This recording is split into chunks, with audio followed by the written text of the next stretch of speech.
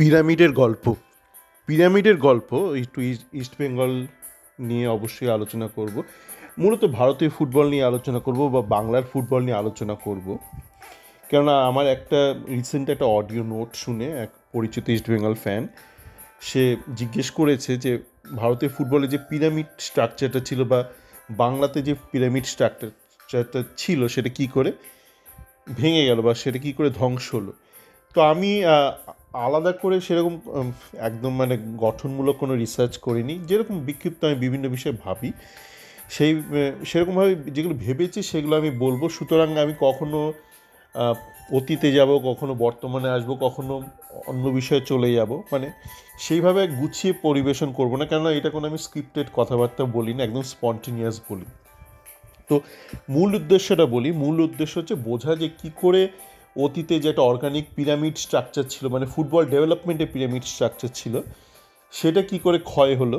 কিন্তু একটা জিনিস মাথায় রাখবেন, যেটা যায় সেটা সেইভাবে ফেরত আসে না। ধরুন আপনার এক প্রেমিকা চলে গেল জীবন থেকে, আপনার কোনো এক দোষে চলে গেল, তো সে কিন্তু আর ফেরত আসবে না। কিন্তু আপনার জীবনে নতুন যে প্রেম আসবে তার সাথে আপনি যেন ঠিকঠাকভাবে সেটা যাতে একটু রক্ষণাবেক্ষণ করেন। তো এই যে পিরামিড স্ট্রাকচারটা ভেঙে গেছে, এটা কখন ঘটেছে? 60-এর দশকে, 70-এর দশক, 80-90 অতীতে। কিন্তু আপনাকে যদি এখন পিরামিডটা রিকনস্ট্রাক্ট করতে হয়, আপনি কিন্তু অতীতে টাইম মেশিনে গিয়ে ওটা রিকনস্ট্রাক্ট করতে পারবেন না, কেননা পরিবেশ পরিস্থিতি বদলে গেছে। আপনাকে 2025-এ দাঁড়িয়ে যে টেকনোলজি অ্যাভেলেবেল সেইটা দিয়ে পিরামিডটা রিকনস্ট্রাক্ট করতে হবে। দেখুন, আমি ইতিহাস নিয়ে যখন কোনো আলোচনা করি সবসময় এই জন্য করি যে সেখান থেকে যাতে আমরা কিছু শিখতে পারি। জাস্ট ওর অ্যাকাডেমিক রিজন কী হলো, পিরামিড ভেঙে পড়লো, এটা জেনে কোনো লাভ নেই যদি না সেই জ্ঞানটা আপনি ভবিষ্যতে কাজে লাগাতে পারেন। তো এইটা বারবার বলছি, মাথায় রাখবেন যে পিরামিডটা ভেঙে পড়েছে যেই কারণে, যে অপশানগুলোতে ব্যবহার করা হয়নি, সেই অপশানগুলো আজকের দিনে প্রাসঙ্গিক নাও হতে পারে। আপনার কিন্তু আজকের দিনের অপশান 2025-এ আপনার হাতে যে পরিস্থিতি রয়েছে, সামাজিক পরিস্থিতি, রাজনৈতিক পরিস্থিতি, যে টেকনোলজি অ্যাভেলেবেল রয়েছে, আজকের মতন করে কিন্তু আপনাকে পিরামিড আবার পুনর্গঠন করতে হবে। অতীতের টেকনোলজি আর ব্যবহার করা যাবে না, সেটা বুদ্ধিমানের কাজ হবে না। এবার দেখুন কি হতো, আমরা অতীতে কি দেখতাম, আমরা দেখতাম যে বাংলা থেকে প্রচুর প্লেয়ার উঠে আসতো। বাংলার কলকাতার আশপাশে মূলত আপনারা দেখতাম, কলকাতার আশপাশে অনেক ছোট ছোট গ্রাম থেকে দেখবেন আপনারা আমাদের বাবলু ভট্টাচার্য, সুব্রত ভট্টাচার্য বলতে থাকে শ্যামনগর থেকে অনেক ছেলে উঠতো। বিভিন্ন লোকে দেখবেন বিভিন্ন গল্প করে। সুভাষ ভৌমিক যেমন উত্তরবঙ্গের ছিল, ওখান থেকে উঠতো। তো কী হয়েছিল, তখন অনেক ধরুন ছোট ছোট কোচ ছিল, যারা একদম নিষ্ঠা দিয়ে খেলাটা শেখাতো, তখন ফুটবলটা শেখাতো। তখনকার দিনে যেরকম ফুটবল ছিল তখনকার মতন শেখাতো, এবং তারা দিনের পর দিন শিখিয়ে গেছে। তখন মাঠ ছিল, এবং অবশ্যই দেখুন আজকের দিনে যে ডিস্ট্র্যাকশনটা আছে, যে মোবাইল এগুলো তো তখনকার দিনে ছিল না। এইটা একটা ঘটনা, তখনকার দিনে সেই ডিস্ট্র্যাকশনটা ছিল না। জীবন অনেক সহজ ছিল, আপনার কাছে টেলিভিশন এগুলো ছিল না।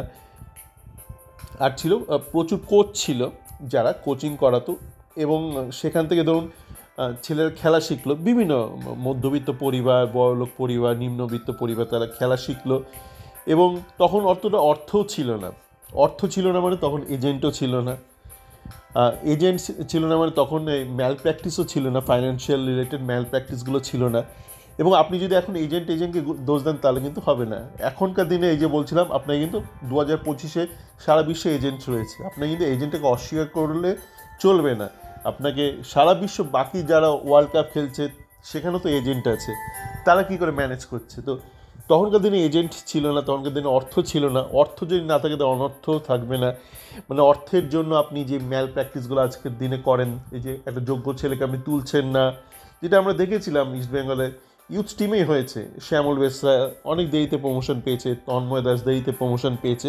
এখানে কিন্তু অর্থ একটা ফ্যাক্টর, একটা কাজ করেছে। তখন কিন্তু অর্থটা ফ্যাক্টর ছিল না, সেই সেডাকশানটা ছিল না, আপনাকে বিপদ চালিত করবে সেই সেডাকশানটা ছিল না। আজকের দিনে সেডাকশানটা কিন্তু আছে। এবার কি ছিল, যেহেতু অর্থের ব্যাপারটা ছিল না, ইস্টবেঙ্গলের কাছে অর্থ নেই, মোহনবাগানের কাছে অর্থ নেই, মোহামেডানের কাছে অর্থ নেই, আপনাকে ছেলে তুলতে হবে। তো আপনি তখন কি আপনার, এবং যে মানে কেউ যে ইস্টবেঙ্গলে খেলবে, কেন খেলতো? খেলে একটা চাকরি পেত। ইস্টবেঙ্গলে না খেলেও চাকরি পেত, ইস্টবেঙ্গলে খেলে হয়তো একটু বেটার একটা চাকরি পেত। তো যেহেতু পয়সার ব্যাপারটা অতটা ছিল না, তো এই পুরো ব্যাপারটাই, পুরো সাপ্লাই চেন, আপনাকে কিন্তু পুরো সাপ্লাই চেনটা ভাবতে হবে। কোথাও একটা বটলনেক থাকলে কিন্তু আটকে যাবে, ফুয়েল লকের মতন আটকে যাবে।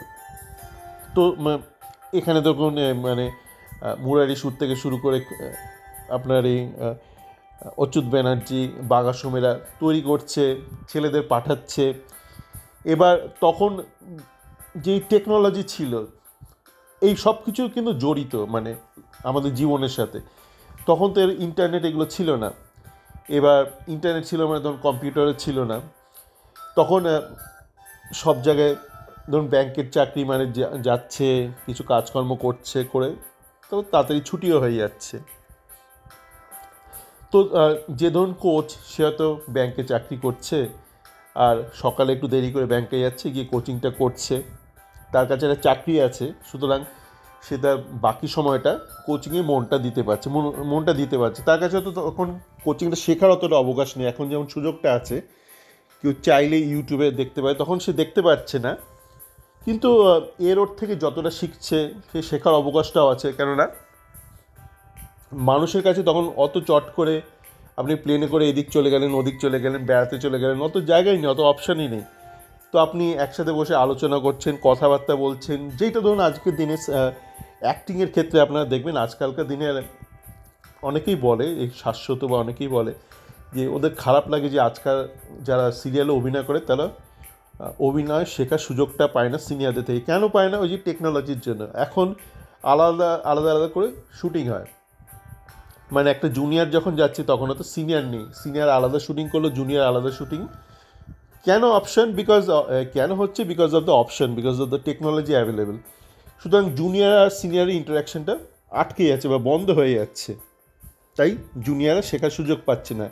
তো সেক্ষেত্রে তাহলে কী করতে হবে? সেক্ষেত্রে আপনাকে তাহলে অ্যাক্টিং স্কুল খুলতে হবে, মানে একদম মানে টিপিক্যাল স্কুল খুলতে হবে।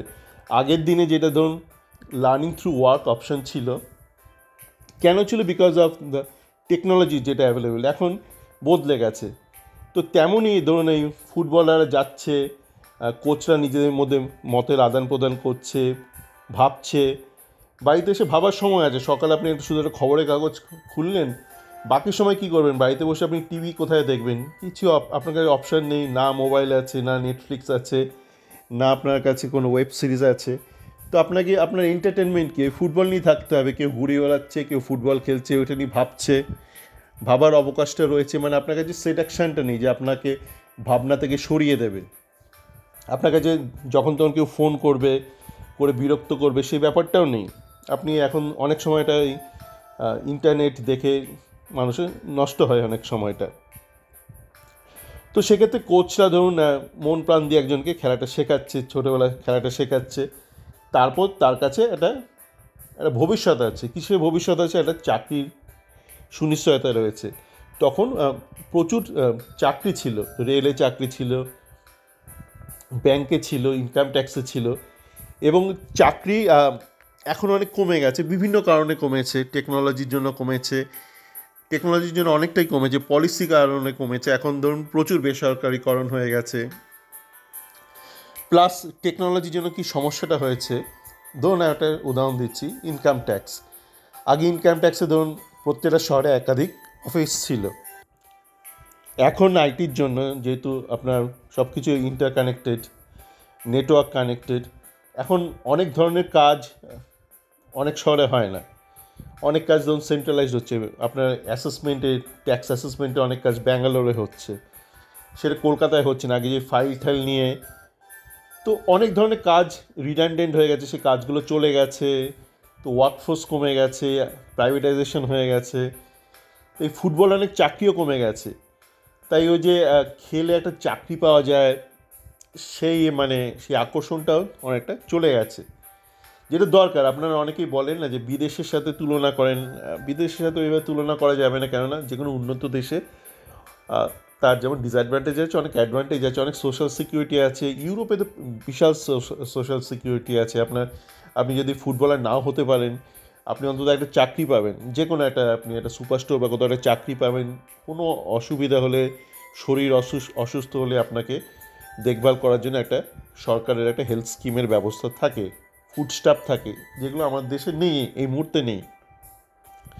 এবার তখনকার দিনে যেটা ছিল, ওই যে বললাম চাকরির একটা ব্যাপার রয়েছে, একটা মোটিভেশন রয়েছে, মাঠ ছিল, অনেক মাঠ ছিল। এখন যেটা হয়েছে আমাদের দেশে, গোটা দেশে এটা সমস্যা, বাংলায় কেন শুধু বলবো, ওই 60-70 থেকে বাড়ি হচ্ছে, এবং বাড়িগুলো অপরিকল্পিতভাবে হচ্ছে। আমি কোরিয়াতে থেকেছি, সোলে ছিলাম কর্মসূত্রে।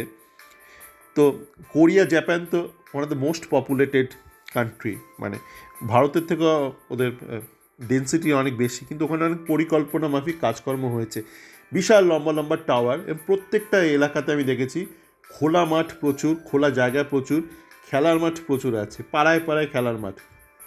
এখন যে দুয়ারে সরকার বলছে, বা দুয়ারে রেশন, দুয়ারে মাঠ, মাঠ কই, মাঠের সংখ্যা তো কমে গেছে অনেক দিনকে দিন। তারপর ধরুন পুজো বেড়েছে, কালচক্রে অনেক পুজো বেড়েছে, মাঠ ব্লক হতে থাকলো। আর সর্বোপরি এই যে একটা, এই যে ওভারঅল যে পয়সা ছিল না, পয়সা না থাকলে কী হয়, আপনি তখন হন্যে ঘুরে বেড়াবেন, যে কোথায় একটা প্লেয়ার পাওয়া যায়, কেন আপনি তো পয়সা দিয়ে পাচ্ছেন না কাউকে, এজেন্ট নেই, আপনাকে এরও সোর্স মারফত আপনাকে খোঁজ খবর নিতে হচ্ছে কোথায় কোন প্লেয়ার আছে। এবার সে প্লেয়ার তো, সেও তো কোনো টাকা পাচ্ছে না, যে দেখেন না অতীতে অনেকে বলে টাকা পাচ্ছি না, তারা টাকা এই জন্য পেত না যে তখন ছিল না, মানে লোকে ইস্টবেঙ্গল মোহামেডানে খেলতো এই জন্য যে আপনি একটা খ্যাতি হচ্ছে, প্লাস আপনি ইস্টবেঙ্গল খেলে হয়তো একটু বেটার কোনো চাকরি পেলেন, মানে ইস্টবেঙ্গল খেলতেই যাবে তার কোনো মানে নেই। যেমন আমাদের ইস্টার্ন রেলে তো ছিলই পিকে ব্যানার্জি, কোনো দিন বড়ো দলে খেলেনি, কিন্তু ইস্টবেঙ্গল মোহামেডান হলে একটা সুপারিশে আরও একটা বেটার চাকরি হয়ে যাবে। তো এই মোটিভেশনগুলো ছিল, একটা কালচার ছিল, ওই যে বললাম একসাথে থাকার। তখন এই ওয়াকম্যান এগুলো কিছুই ছিল না। তো আপনি মাঠে যান, এখনও দেখবেন অনেকে বলে যে, যেটা বললাম না, যে অ্যাক্টরদের ক্ষেত্রে সুবিধা বা অসুবিধা হয়ে গেছে, সেটা ফুটবলারদের ক্ষেত্রেও। ফুটবলাররা ধরুন কারো কথাই শুনছে না, শোনার অবকাশ নেই, যাচ্ছে চলে আসছে। এবার আপনারা শুনবেন যে ভাস্কর গাঙ্গুলিকে তরুণ বসু কীভাবে গাইড করেছে, অতনুকে ভাস্কর কীভাবে গাইড করেছে। কেন, ওই যে বললাম সকালে যাচ্ছে প্র্যাকটিস করে, হয়তো বেলায় হয়তো যাবে অফিসে যাবে, মাঝে কোনো কাজ নেই, সেই কাজে অকাজ করারও কোনো উপায় নেই, কোনো টেকনোলজি নেই, মোবাইল টোবাইল যে দেখবে বা এদিক ওদিক করবে, কিচ্ছু করার নেই। কী করবে, বাধ্য হয়ে, তখন ভালো মানুষ বাধ্য হয়ে ফুটবলটা শিখছে। তো এরকম অনেক কিছু আনকনসিয়াসলি অনেক অপশন ছিল, বা ডিফল্ট ছিল, মানে বলে না, মানে সুযোগের অভাবে ভালো মানুষ বা সৎ মানুষ, এরকম সুযোগের এরকম অনেক অভাব ছিল, বধ হওয়ার সুযোগ অনেক কম ছিল, বিপদে যাওয়ার সুযোগ অনেক কম ছিল, তার ফলস্বরূপ এই অপশানগুলো ছিল। এবার আস্তে আস্তে কী হলো, যে বললাম চাকরির অপশানটা কমে গেল, মানুষ ব্যস্ত হয়ে গেল, অর্থ আসতে শুরু করলো। এবার যে ধরুন কোচ, সে পরবর্তী কোচ তৈরি করবে কি, তাকে কেউ পাত্তাই দেয় না, সে ব্যস্ত, তখন তার কাছে অর্থ চলে এসছে, সে এদিক ওদিক ঘুরতে শুরু করেছে, তাই দেখবেন পরবর্তী জেনারেশন কোচগুলো তৈরি হলো না। মানে আমাদের কাছে কোনো পজিটিভ কোনো সিস্টেম ছিল না, এটা অর্গানিক্যালি হয়ে গেছে। পুরীর ক্ষেত্রে এটা অর্গানিক্যালি হয়ে গেছে। এখন আমি দেখছি মানে দীঘা যত উঠে আসছে, কনসিয়াসলি করছে, মানে কনসিয়াসলি নিজেকে তুলে ধরছে, এরা তত দিন রাত ধরে আমি দেখছি বিভিন্ন উড়িয়া চ্যানেল গালমন্দ করছে। তো একই ব্যাপার, আমাদের যে পিরামিডটা ছিল, এমন নয় যে বিশাল কেউ পরিকল্পনা মাফিক কেউ কিছু তৈরি করেছে। আপনার একই জিনিস দেখবেন না, আফ্রিকার অনেক দেশ আছে, ভীষণ গরিব দেশ, সেখানে মানলাম যে ফুটবল 1 নম্বর খেলা, কিন্তু সেখানে সত্যিকারই বিশাল গরিব দেশ, কিন্তু ওই যে সুযোগের অভাব, ডেটা প্ল্যান চলে না। আমি দেখেছি অনেক ভ্লগারকে দেখেছি, ডেটা প্ল্যান চলে না, কী করবে মানে ফুটবল খেলা ছাড়া। তো ওই বাধ্য হয়ে ভালো মানুষ সেজে থাকা, ক্রিকেট বলে কোনো খেলা নেই সেখানে। তো সেরকমই দারিদ্র ছিল, এমন না যে বিশাল অর্থ ছিল, মানে এইগুলো সমস্ত কাজে লেগে গেছে, ক্লিক করে গেছে, করে একটা পিরামিড ছিল। এইবার দেশ যত এগোচ্ছে, আপনার অগ্রসরের সাথে সাথে আপনার যখন অর্থ আমদানি হচ্ছে, আপনি যদি একটু পরিকল্পনা মাফিক কাজকর্ম না করেন, আপনি কিন্তু ভেঙে পড়বে, অনেক কিছু ভেঙে পড়বে, অনেক ব্যবস্থায় ভেঙে পড়বে। তো সেইগুলো সেক্ষেত্রে আপনাকে একটু মানিয়ে নিতে হবে, মানে নতুন দিনের মতন করে আবার একটু গড়ে নিতে হবে। যেমন একটা ছোট্ট একটা উদাহরণ দিয়ে শেষ করব। এই যে আপনারা আগে দেখতেন, আমিও দেখি ছোটোবেলা বিয়ে বাড়িতে সবাই কোমরে গামছা বেঁধে পরিবেশন করতো। এখনও অনেকে নস্টালজিয়াতে এত নস্টালজিয়াতে ভুগলে চলবে না, কেন সময়টা বদলে গেছে। আগে ওই বললাম না, অনেক ধরনের পেশা ছিল, অনেক ধরনের কাজ ছিল, যেখানে অনেক অখণ্ড সময় ছিল মানুষের, সেগুলো আস্তে আস্তে বদলে গেছে। এখন আগে তো অনসাইট ফনসাইট আইটি বলে কিছু ছিল, বাড়ির ছেলে বাড়িতেই থাকতো, বাড়িতে অনেকগুলো ছেলে ছিল, পরিমাণে লোকালিটি। এখন তো নর্থ কলকাতার ছেলে একটু অর্থ হলে চলে যাচ্ছে মেগা সিটিতে, কিন্তু এগুলো কিছুই ছিল না বলে অনেক লোকবল ছিল মানুষের কাছে, মানুষ অনেক পরিকল্পনা করতে পারত এদিক ওদিক। এখন হুটহাট করে দেখবেন অনেকেই চলে যায় এদিক ওদিক, বেড়াতে চলে যায়। তো আগে যখন ছিল তখন তো এত অর্থ ছিল না সকলের কাছে, হয়তো মেরে কেটে মানুষ দার্জিলিং গেল কি একটু পুরীতে গেল। এখন একটু অনেকেই কাছে এখন অর্থ আছে, নিম্নবিত্তের সংখ্যা প্রচুর বেড়েছে, কিন্তু মধ্যবিত্তের সংখ্যা বেড়েছে। তো আপনারা মোটামুটি ম্যাক্সিমাম মধ্যবিত্ত ক্লাসে বিলং করেন, তো আপনার যে ক্লাসটা বা আমার যে ক্লাসটা, এরা তো অনেক অর্থ এসছে, তো এরা সহজে অ্যাভেলেবেল নয়। বিদেশিদের মতন অনেকেই শনি রবিবার ব্লকড থাকে, সকালবেলা মর্নিংয়ে আছে, রাত্রি অবধি ক্লায়েন্টের কল থাকে। আপনি যেটা পরিকল্পনা করে একটা কারো বিয়েতে যাবেন, আপনি জানেন না আপনার বস আপনাকে ছাড়বে কিনা, আপনি যদি আইটিতে থাকেন। তো এই ব্যাপারগুলো থাকে। তো সেই জন্য আজকের দিনে ক্যাটারার এসে গেছে। আপনি যদি আগেকার দিনের মতন ফোর্সফুলি ব্যাপারটাকে রিভাইভ করতে চান, সেটা হবে না।